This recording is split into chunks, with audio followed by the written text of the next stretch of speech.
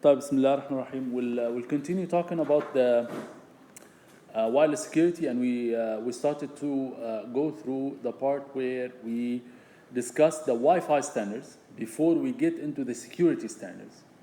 And as we said, we have the Wi-Fi Alliance, which started with a small standard group, اللي هي 802.11 group, which have developed first the specification for the 802.11b.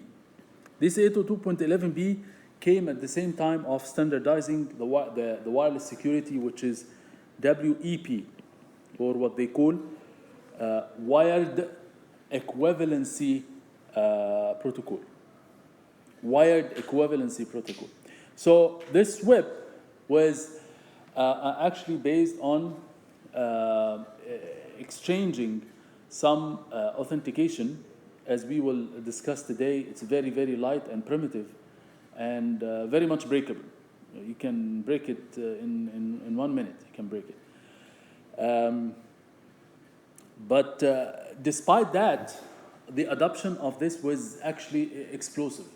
The adoption for this, because of the thirsty of people to adopt wireless technologies, everybody on earth was trying to adopt this standard. So they formed the Wi-Fi Alliance, and this Wi-Fi Alliance, the function of this Wi-Fi Alliance is to certify all the standards related to wireless and 802.11. So they came up, the Wi-Fi Alliance came up with the standard اللي هي بقى 802.11g. Okay, and this came at the same time of, again, trying to improve on this. So this improvement basically related to the throughput. So 802.11b is like around 11 megabits per second. Around 11 megabits per second. The 802.11g came to about like 54 or 50 megabits per second. So there was a significant improvement in terms of throughput. But also this web was kind of an issue. So they came up with what we call a WPA, wireless protected access. Wireless protected access. So this evolution or improvement came only in the software. So you don't have to change the access point, you just have to patch it. And again, the improvement was kind of marginal. It was not fundamental. And instead of breaking the web in a minute, this can be broken in like 5 minutes or something. So there was some improvement, but the improvement was not that huge because of the fact that it's only software update. Later on, they started to evolve these standards. They came up with 11A, 11N, 11AC, and all of these standards, they came about after this. So there was WPA2, or what we call, today we'll call it RNS standard, which is WPA2, okay? So we'll talk about this today. We'll start it today, inshallah. So that's the history, okay? So WPA2 was kind of robust. That's why they call it robust network security, okay? So that's the evolution of how these standards look like. So in terms of layered model, we know that network access layer as part of TCP/IP stack corresponds to both data link layer and physical layer, right? And actually, the data link layer is subdivided into 2 sublayers, right? Logical link control and medium access control. And as we have been telling you, that logical link control is medium independent, right? Or medium agnostic. It does not have any significance between wireless, wired, or fiber optic. It doesn't care about what the medium is, right? And that's why you will see, in terms of functionality, okay, you will see that the generic functionality for logical link control is basically a flow and error control, and we've talked about this. However, in wireless, there's no corresponding specific functionality. Why? Because, again, it was not designed for wireless. It's designed generically, and it works on all medium, right? So the basic functionality for logical link control is just error and flow control. That's it. Okay. However, when it comes to MAC layer is medium dependent. And that's why the generic functionality is to assemble data into frame, which is encapsulation, as we talked about before. Addressing, we have to perform addressing because 802.3 or 802.11, they work in multi-access environments, so you have to have some address, right? And medium access control, right, which is the most important function, where if you have any multi-nodes that are trying to access the same shared medium, you have to control the access to the medium, right? It's like people are attending a meeting. We've been giving you this analogy. If you have, multi people attending the same meeting, then we have to have control who is going to talk when.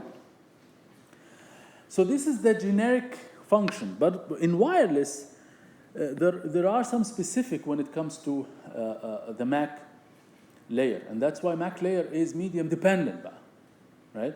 Because in wireless, we said that one of the very important characteristics in wireless is that you cannot detect collision, صح? We'll talk to you about this. We cannot detect collision, so we cannot have SISMA CD. We can only have a SISMA CA, right? So we can do collision avoidance, but in wireless we cannot do collision detection. So that's why we have to have MAC layer for each specific medium. It's different. It's fundamentally different, right? So providing better reliability on SISMA CA is kind of different because we cannot detect collision, but we can implicitly, detect the loss of a frame. How? Only through not receiving acknowledgement. So if the receiver does not receive the frame, the receiver will not send me an acknowledgement. So I have to wait for a timeout and retransmit. But in collision detection, it's good because if you can detect the collision, then you know beforehand that the frame will not arrive, right? In which case you can be proactive and retransmit even without waiting for the acknowledgement, right? So this is the difference. So the reliability is mitigated or is actually designed differently on different media. Similarly, of course, is physical layer. Physical layer is fundamentally different when it comes to a wired or wireless. Why? Because physical layer cares about encoding and decoding. We talked about this in network 1. Bit transmission, reception, transmission, medium, and so on. So this is heavily طبعا medium dependent. But in wireless, we have to worry about frequency ranges now. We didn't have to worry about this for the case of wired, right? But in wireless, we have to care about RF, the radio frequency signal, and then we have to transfer the signal in different frequencies in order to facilitate the multi-access in a wireless environment. In wired, you don't have to do this because everything is baseband, and you can send the signal in baseband and low frequency over the medium. But in wireless, we cannot do that. We have to do something we call modulation. Okay, people in computer engineering, especially, they study this heavily in network 2. In network 2, we teach these heavily. ماشي? But in any case, these are the basic functionalities and the specific functionalities when it comes to wireless in each individual layer. Of course, logical link control is no specific function. But in MAC layer and physical layer, we have to tailor the specification when it comes to wireless. We talked about this. This is the PDU, or the protocol data unit in the case of wireless, which has, of course, the header part. And the header part has, of course, the addressing. Addressing, you have to have source address, destination address, as we have discussed in network 1. And also we have some control fields, okay, for performing better reliability and so on. This is part of logical link control. And of course, we have to perform the error checking at the end. And as we said, data link layer is the only layer that has a header and trailer, right? In the middle, we have the service data unit. Service data unit layer, it's coming from the network layer, okay? Which could be mostly a IP IP packet. ماشي كده؟ Wi-Fi defines this terminology, which is very important. So as we have discussed last time, we have BSS, right? BSS is formed of some multiple stations connected to one access point, right? From one access point to another, we have what we call a distribution system, right? So in that case, the Wi-Fi Alliance defined in all the 802.11 standards, they define these terminology or these basic definitions. There is the concept of association. Association is the fact that a station wants to associate itself to an access point. And normally you have to be associated to one access point at a time, right? So from access point to the stations, it's one to many, but it cannot be many to many, right? So one station is associated to one access point only, right? But access point can have multiple stations. So this is the concept of association, and this involves the distribution system. So the process of association involves the distribution system. So the distribution system is the one that decides whether or not it grants a specific station to be associated with one access point. Okay? It's not the decision of the access point only. Of course, as we can notice here, we have the association, de-association, and we have the privacy. These are بقى ايه؟ يعني these are security related functions. Okay, of course, association, de-association, and when it comes to private. These are security related, and that's why here you have a LAN access and security, LAN access and security, LAN access and security. Okay, so these are security related. These are the three functions which are security related. All the other functions are not security related. The process of association happens regardless, even if you don't do security. Can you use wireless without security? Of course, we have an option to do wireless without security. We call it null authentication, or which is similar to the fact that you connect on a Wi-Fi that has no security at all, and it does not have any password, does not have anything, right? We have Wi-Fi's like this. You have this option. Of course, it's nowadays it's very rare, but it exists. You have a question? Other than this, we have, of course, association. We have authentication, of course, we've talked about it, right? So this authentication could be just by knowing the password, you can authenticate yourself to the access point, or sometimes you have to do by user ID and password. Sometimes you have to do authentication through all the methods that we've talked about as part of 802.1x. Remember, in network access control, we can do authentication through IKE, we can do authentication through TLS, whatever, right? So if you use 802.1x and the extensible authentication protocol, we can really use whatever method of authentication we want, right? So there's no dictation. But as we can see, both the WEP and WPA, they did not use 802.1x at all. They used a primitive way of authentication, which is just the password. اللي هو بيسموها passphrase. Just by knowing the passphrase of the Wi-Fi, you can associate yourself to it. You can authenticate yourself easily, just by knowing the password. Okay. De-association, of course, disassociation, of course, is the reverse operation. So you can say disconnect to the Wi-Fi. You want to disconnect from this Wi-Fi. PA2 is also password only? No. WPA2 password is a prerequisite, but it's not the only thing. You have to perform complete authentication through 802.1x and extensible authentication protocol, as we will discuss. So distribution talks about the fact that you can perform communication, inter-access point communication, right? So inter-access point communication, it requires distribution. We call this distribution. What is the difference between distribution and integration? So now, as we said, we have the distribution system. This is the distribution system. You have multiple access points, okay? And you have BSSs, right? Okay? So the distribution talks about the fact that you communicate from one access point to another through the distribution system, of course. Integration that talks about the fact that you want to communicate between one station here and another ESS, another extended service set, or through the internet, يعني. Okay? So you want to get out of QU altogether, right? So we call this a integration. Okay? So integration requires, or it involves, the communication between this ESS and another ESS over the internet. ماشي? Using other technologies. Any 802.x, not that one x, .x. مثلا Ethernet, Wi-Fi, any kind of Wi-Fi technology, anything. Okay, you want to communicate over the internet. So this is the difference between distribution and integration. Distribution is within the same ESS. Integration is to another ESS. ماشي? Other than this, we have of course, the protocol data unit and the service data unit.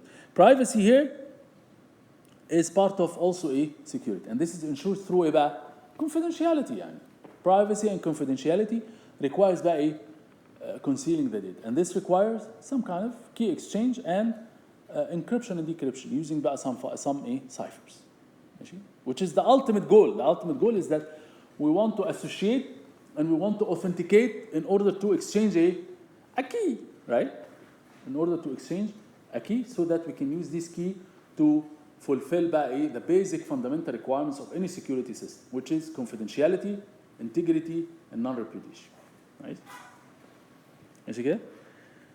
طيب reassociation here reassociation is that, like, imagine yourself like having a car and then you go this way. Then you have to move your association from here to here at some point, right? So this is called the reassociation. And reassociation is different from de-association or disassociation.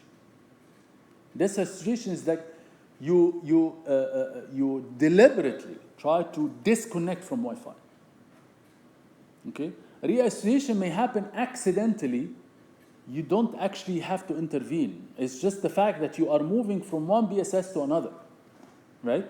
So you have to do reassociation. So that involves a process what we call handoff. So you have to hand off, or you have to perform mobility from one BSS to another BSS within the same ESS.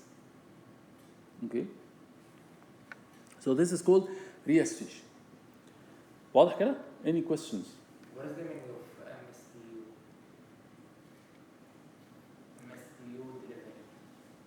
MSTU? MSU delivery اللي هي البروتوكول داتا يونت ديليفري اللي هي الترانسميشن the normal transmission اللي هو using اللي هو السيزما CA او and so on. So that actually performed within one BSS. Okay, so that requires بس only اللي هو المالتي اكسس تكنولوجي العاديه يعني. ماشي. So this slide here defines or tries to clarify the difference between integration and distribution. As we said, distribution here, the primary service used by the stations to exchange اللي هي البروتوكول data unit ماشي when the protocol data unit must traverse through the distribution system اللي هي from one BSS to another. But now integration here enables transfer of data between the station on 802.11 LAN and another station on any technology اللي هي بقى 802.x, because we know 802.3 اللي هي الإيثرنت, 802.4 اللي هي token ring, 802.11 اللي هي wireless, okay, and so on. So if you want to communicate outside the ESS to any other standards, then this is the process of integration. This is the difference between the two. So here we talk about the association related services, the association and reassociation. So transition types based on mobility. So if you are moving within the same proximity of the same access point, then in that case, no transition. So you don't have to do any kind of handoff. You don't have to transition from one access point to another. So in that case, you are not actually involving the distribution system in any way, because you're still moving in the same locality, in the same proximity. So in that case, you don't have to perform any kind of handoff or anything like this. If you are moving from one location to another location which is closer to another access point, what will happen is that we do Bss transition. So you have to transfer all the context, everything, all your configurations from one access point to another. واضح? So this defined as a station movement from one BSS to another. Okay? So that definitely requires the engagement of the distribution system. Okay? But because the association process engages the the distribution system anyway, this transition usually comes with no disruption in the service. Like, you can try it. If you move مثلا with your car at QU, ماشي, and try to use your car at QU and try to مثلا call somebody on WhatsApp, then definitely you will be using the Wi-Fi of the universe, right? Then if you try to move around with your car, you should not have any disruption in the service, even though technically you are associating yourself to different access points inside QU, right? You should not have any service disruption in that case. Except, of course, if you go to hidden spots. If you go to hidden spots that are not covered by a specific access point, you will definitely have disruption. Why? This is what happens here. Because in these blind spots, or if you're going outside of QU, what technically happens is that you will have to do integration, because you have to hand off from Wi-Fi to 4G or to 5G or something like this, right? This usually comes with some disruption of service, okay? Because it involves more than the distribution system, it involves something external, okay? So in that case, you will have to completely disassociate yourself from QU network and then move to totally another network, which is actually managed by another service provider. So in that case, typically, you have service disruption. That happens also if you are moving outside of your house, so you are connected to the Wi-Fi of the house, right? But maybe some of you have experienced this. You start driving your car and you see that if you are making a phone call on WhatsApp or something, right? It starts to fade out, and then at some point you will see that you are disconnected from the Wi-Fi of the house. So in that case, it disconnects and it gives you some service disruption, okay?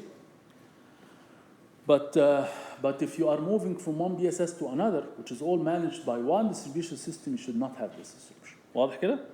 So this is what we call Ess transition. So you're not moving from one BSS to another within the same ESS, you're moving to another ESS. واضح كده؟ So that's all good. So to deliver a message, there's nothing new here. This is just explanation of what we said. So to deliver a message within a DSS, the distribution service needs to know the identity of the access point to which the message should be. And that's why the reassociation has to involve the distribution system, right? Because the distribution system manages all these access points, so it has to know which access point, what is the ID. ID here means MAC address of the access point. All these access points, they have MAC address, right? And in fact, it's actually broadcast as part of the SSID name. So if you sniff the broadcast beacons that comes from the access point, you will see not only the SSID, but you will see the MAC address of this access point. So when you try to associate yourself, the request goes to a specific access point with this MAC address. So in that case, the distribution system will have to grant this access, right? And the service related to the association, okay, is either the normal association, so you want to associate yourself to an access point, and that involves the distribution system. Reassociation is what we talked about. If you move, so enables the establishment of association to be transferred from one access point to another within the same ESS. Okay, so in that case, you reassociate. So, and this usually happens using what we call soft handoff. So at some point in the transition region between this access point and this access point, usually what happens is that in a certain period of time, you will have connection to both. Okay? And then you try to disconnect from one and go to the other.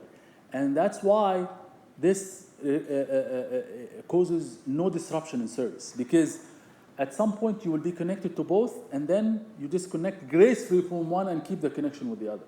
So this soft handoff causes no disruption to the service, right? If you are moving away from the ESS, that's when you have to deassociate completely from the current ESS. You have to deassociate, okay? And that kills all the context of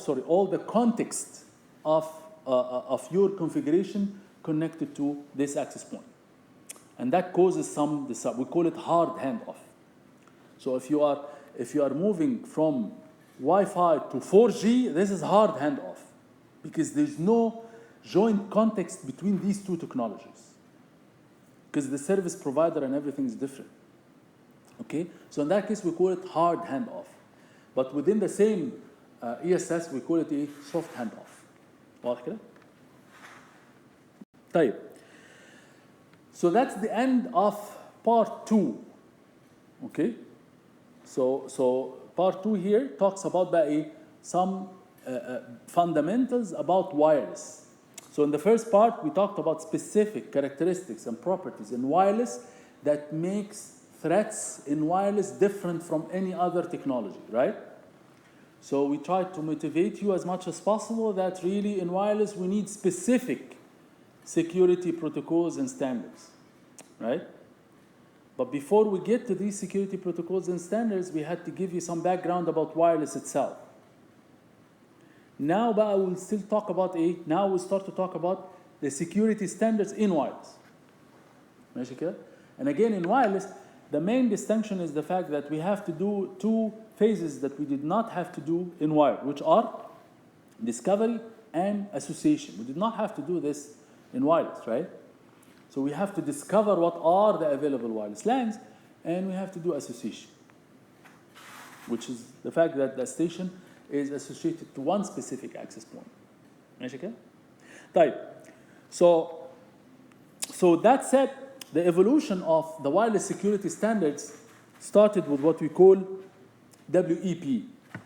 And actually, really, this gives you some indication that sometimes the standard developers they rush into doing things in order to just gain some part of the adoption, or part of the high interest in adopting wireless technologies. Okay, so they came up with 802.11b, but they cannot, announce, or they cannot deploy these standards in real systems without security. So they have to account for security. So they decided to design something very quickly to just speed up the deployment of wireless standards in different systems.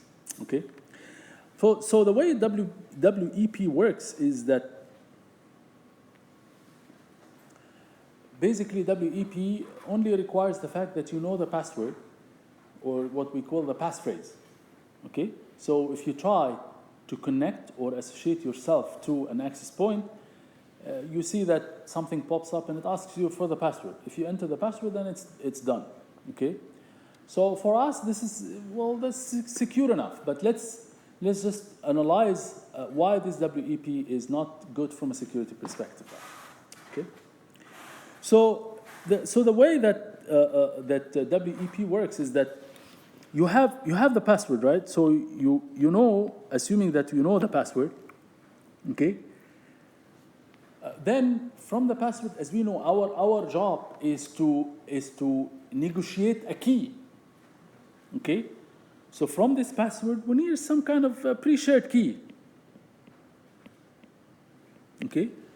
From this key, okay, either we can use it as a session key, or we can use it as a master key and create other session keys, which are we call it transit keys, per session and so on. Okay? But again, WEP uses the simplest approach.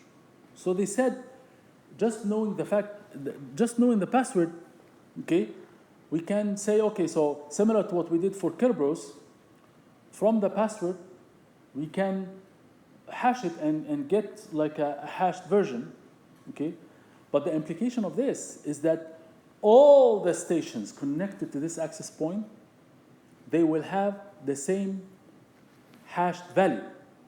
So this hashed value is common between all of them, and it's common all the time. Okay?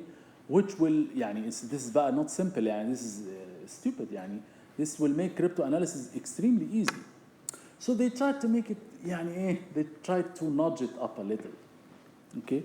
So they said, okay, so let's try to add what we call initial vector. Sometimes we call it nonce. Okay? So what this acts as is like, so the password is something fixed all the time for all stations. Okay? So how can we make it available part of the time? Okay? But again, it's shared to all stations. So they said, okay, so let's just generate these initial vectors, okay, which will make the key as a combination of those two. Okay? So instead of using the password directly as a key, we will add initial vectors just to make it dynamic. That's it.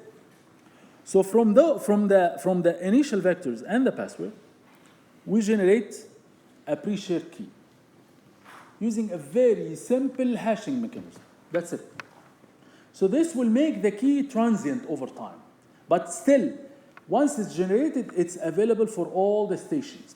In order for all the stations to know it, so initially technically we have to actually communicate the initial vectors.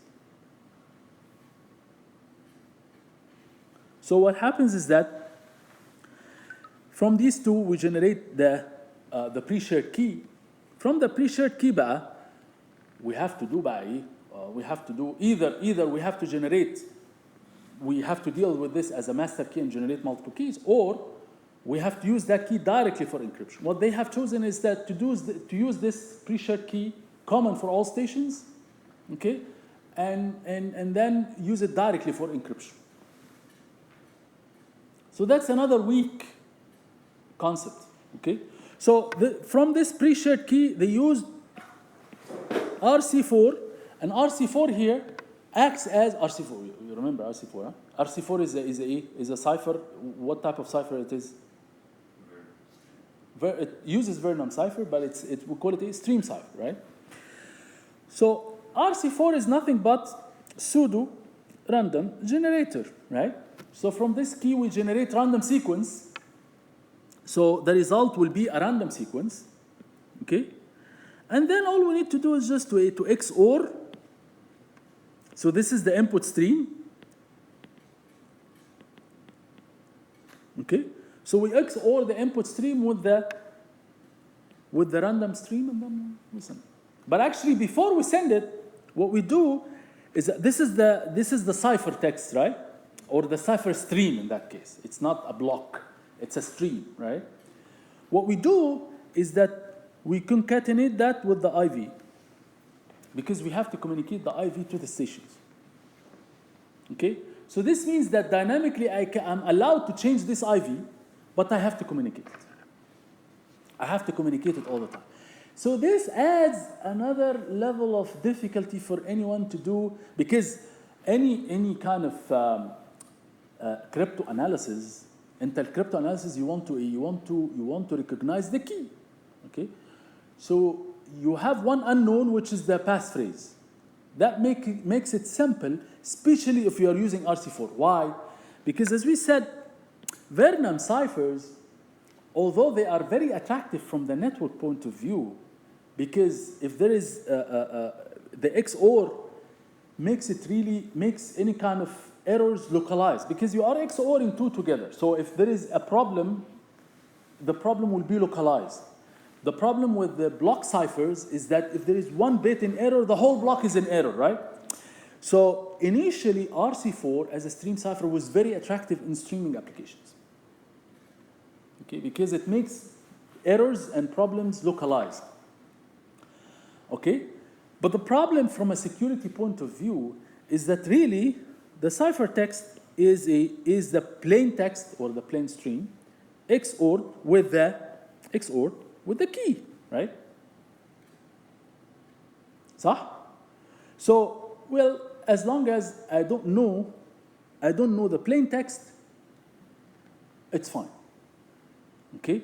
But this assumption is really weak and really, really weak. Why? Because you can definitely guess at least one plain text. How? Sometimes you can, and actually this is a very trivial assignment. You create like a Raspberry Pi, and then you try to send any kind of data to the access point. So the access point will send you back the ciphertext and the IV, right? So all of a sudden, so you know that the key is the plain text that you have sent XORed with the ciphertext. So if I know one plain text, I'm done, right?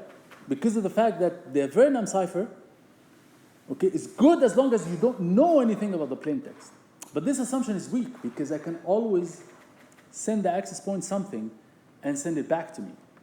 Or I can do some crypto analysis to guess from the protocol, because the protocol has certain headers and it has to start with certain messages and so on. So the assumption about not knowing one single plain text is really weak, right? So just by knowing one, so now the key now, by combining the key from two pieces of information, the passphrase and the initial vector. So that makes it slightly harder, because now we have two unknowns. The key is a combination of two things: the passphrase and the IV, and the IV changes. Okay, so that makes the guessing of the key slightly harder, but in all cases it's very, very much breakable, very much breakable. So now the IV makes the key dynamic over time, but it's still shared to all the stations. So there is one shared key at any point of time that all the stations share. Okay? The idea of the hacking of this is just the fact that you can sniff as many initial vectors as possible. Okay? Because at some point, command, you will find yourself having to repeat these initial vectors. There is a chance that you will generate the same initial vector. And I can detect this easily. I can detect this because I can get the same initial vector because I read it. Okay? So if the initial vector is the same, I can use the plain text to kill or to break into the key very easily. So this makes it really breakable, especially that it's shared between all the stations. So what happens, so this is WEP. So this is the concept of WEP. So now what happens is that,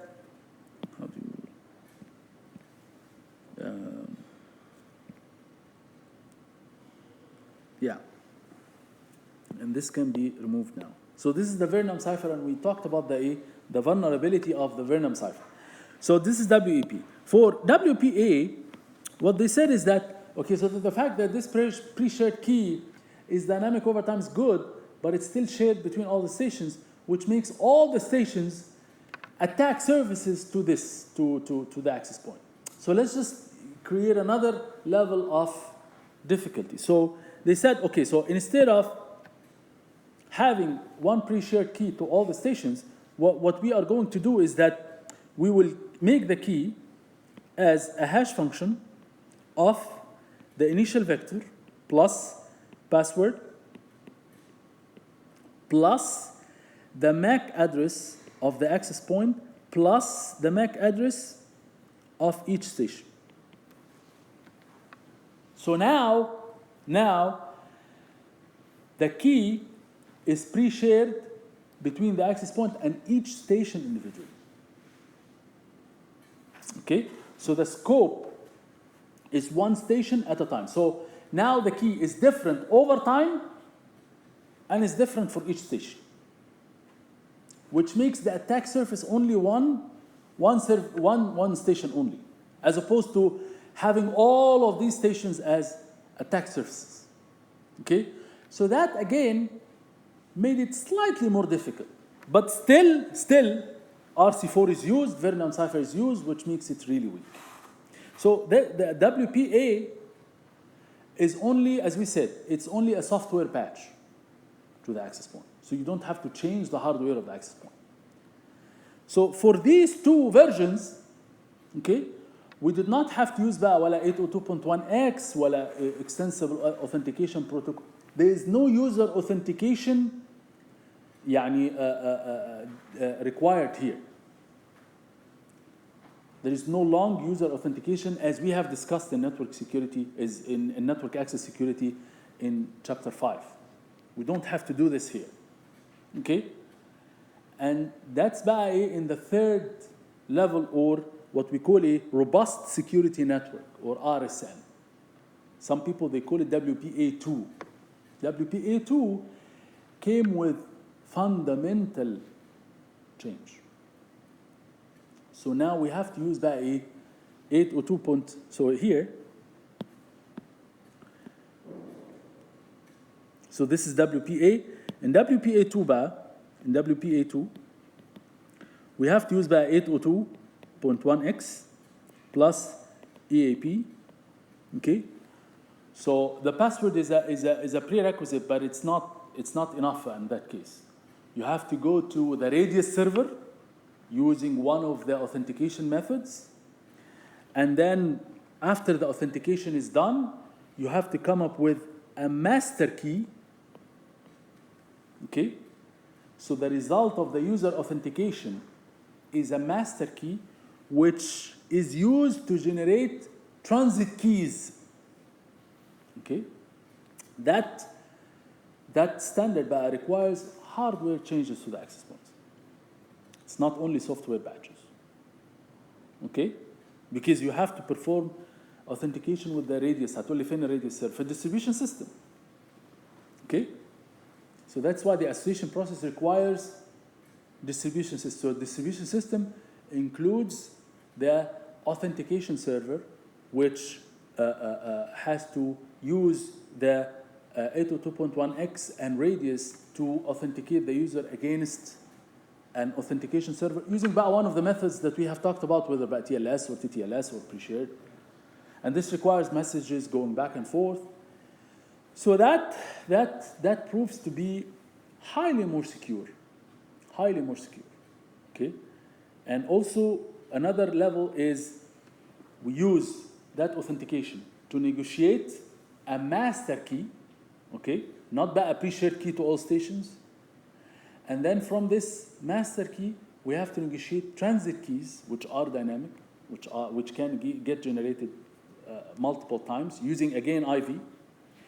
And also another level of difficulty is that we don't have to use RC4. But if we don't use RC4, stream ciphers are attractive from error locality point of view, right? So if we don't use stream ciphers, we have to use block ciphers, right?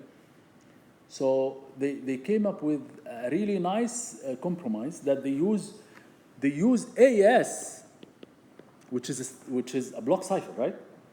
But you use AES with some we call it operational mode, called counter mode. Counter mode AES.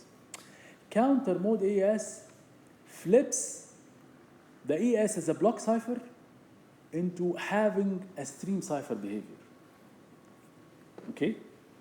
We don't have to discuss the details about this, but if you want, I can really describe it to you. But it actually, the counter mode AES flips the block cipher behavior of AES into being a stream cipher. So in that case, you localize the error, and at the same time, you have better security. Okay? So all of these levels have made really, that's why they call it robust security network. And that's why it requires hardware deployment. It's not only software patches. Okay? So all of this has been introduced. 802.1x has been introduced, extensible authentication protocol using radius server. We have to perform authentication using multiple negotiation messages. And at the end, we negotiate master key. From the master key, we generate transit keys using, again, initial vectors. And then we use the counter mode AS. ماشي كده؟ Any questions? For WPA, number one, the MAC calculator, you need it to access the point. Yes, but not as authentication, not as part of the authentication, not as part of negotiating the pre-shared key. Unless it's in the initial stages, you find out the MAC of the... Of course, because when you send the request, you have, at the end, when we send these messages are data link layer messages, so you have to specify the MAC address. It's part of the header. So you already have all of this stuff except for IP. Right, except that you don't use it for authentication. So what they have tried to improve in WPA is like, why not? I mean, but this will add overhead on the access point, by the way, because then the access point has to negotiate a pre-shared key for every single station and has to manage multiple keys as opposed to one single key, which adds some overhead. But again, this overhead is doable even in software, and that's easily done. Okay? But they found, again, instead of breaking this in 1 minute, we can break it in 5 minutes. I mean, but it's still very breakable easily. Even WPA2 is breakable, but again, I mean, here it requires a huge amount of time. It's not breakable easily. Requires physical access also. Yeah, it's not easy to break, but nothing, as we said, nothing is unbreakable. But it's just that, again, the ultimate goal is to make the cost of breaking the communication outweighs the information that you are going to get. This is the ultimate goal, but it's not going to be, the cost is not going to be infinite. You can always break it, but once you break it, what kind of information are you going to get? Is it really worth all the time that you spent and all the computational requirements that you have spent in doing this? That's the issue بقى. ماشي؟ طيب خلاص we'll stop here إن شاء الله.